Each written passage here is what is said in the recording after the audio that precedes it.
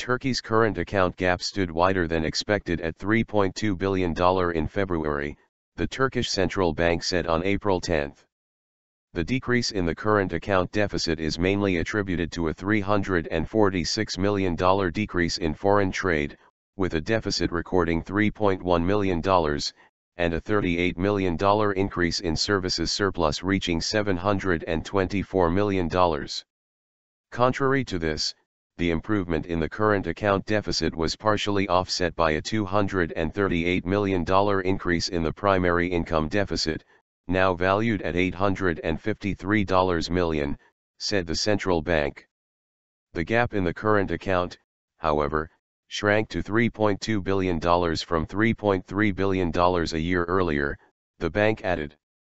The gap narrowed for the third month in a row, as weak domestic demand curtailed Turkey's imports and continued decreases in energy costs. According to the central bank's data, the country's current account gap stood at $5.2 billion in the first 2 months of the year.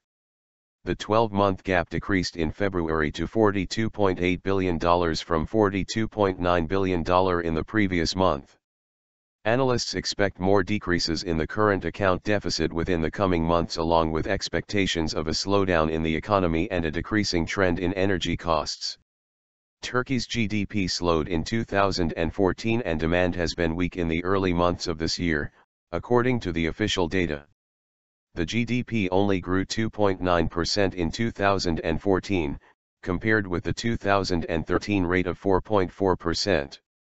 For March, it was expected that there would be a temporary pause in the improvement of the current account gap, Central Bank Governor Erdoğan said at a conference in Ankara on April 9.